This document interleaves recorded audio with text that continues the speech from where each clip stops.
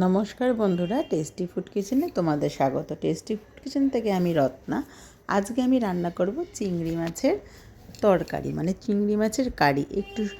শুধু চিংড়ি মাছ আলু দিয়ে কিভাবে করেছি সেই রেসিপিটাই তোমাদের সাথে শেয়ার করব। খেতে কিন্তু এই রেসিপিটা খুব ভালো হয়, একবার তোমরা ট্রাই করে দেখতে পারো। আর কমেন্টে আমাকে জানিও তোমাদের আমার এই রেসিপিটা কেমন লাগলো। তার জন্য দেখো, এখানে 500 গ্রাম চিংড়ি মাছ ছাড়িয়ে নিয়েছি। আর চিংড়ি মাছগুলো বেশ বড় সাইজেরই দাদাভাই এনেছিল। চিংড়ি মাছগুলোকে মাথাটা রেখে দিয়েছি। তো আমার পুকুসোনা আর দুষ্টু চিংড়ি মাছের মাথা খেতে বেশ ভালোবাসে, তার জন্য।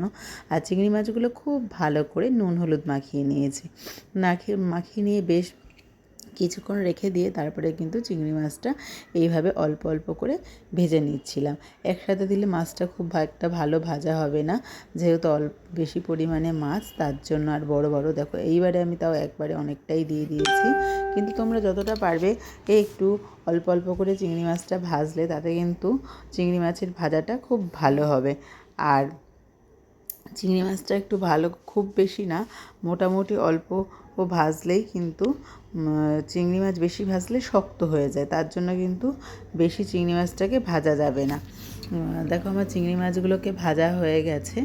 আর এবার ওই তেলের মধ্যেই আমি দিয়ে দেবো। দেখো, তেলটা চিংড়ি মাছ ভাজলে দেখবে তেলটা একটু এরকম মানে ফেনা ফেনা হয়ে যায়। ওই তেলের মধ্যে আমি আরেকটু তেল দিয়ে দিলাম।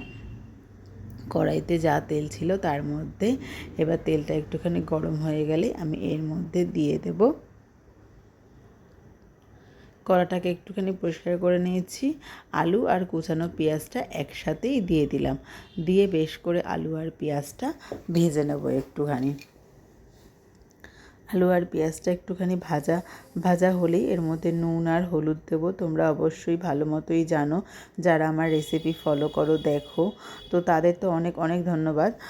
তো তারা সবাই জানো, আমি সবসময় এই কথাটাই বলি যে যে কোনো জিনিস ভাজার সময় একটুখানি নুন আর হলুদ কিন্তু দিলে খুব ভালো হয়। নুনটা ভালো মতো করে ঢোকে, আর হলুদ দিলে কালারটাও খুব ভালো করে অ্যাবজর্ব হয়।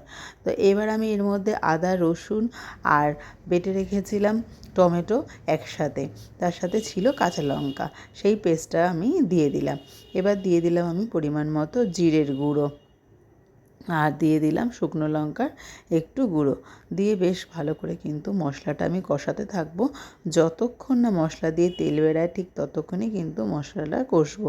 আর মশলাটা কষতে কষতে দেখো ঠিক এরকম হয়ে যাবে একদম। তারপরে কিন্তু একটুখানি হালকা জল দেব, দিয়ে বেশ ভালো করে নাড়াচাড়া দিয়ে একটুখানি ফুটিয়ে নেব। তারপরেই দিয়ে দেবো ভেজে রাখা মাছগুলো। ভেজে রাখা মাছগুলো দিয়ে বেশ একটুখানি আলতোভাবে নাড়াচাড়া করে 10 মিনিট চাপা দিয়ে রাখবো। 10 মিনিট চাপা দেওয়ার 10 মিনিট পর চাপা হলে দেখতে পাচ্ছ বন্ধুরা যে আলু একদম সেদ্ধ হয়ে গেছে, তার মানে আমার মাছের ঝোল একদম রেডি। তো বন্ধুরা, আমার মাছের ঝোলটা অতি অবশ্যই ভালো লাগলে তোমরা একটুখানি লাইক কমেন্ট করে দিও। আর দেখো, নামানোর সময় দিয়ে দিলাম গরম মশলা আর ঘি। খেতে কিন্তু জাস্ট দারুণ, একবার ট্রাই করতেই পারো।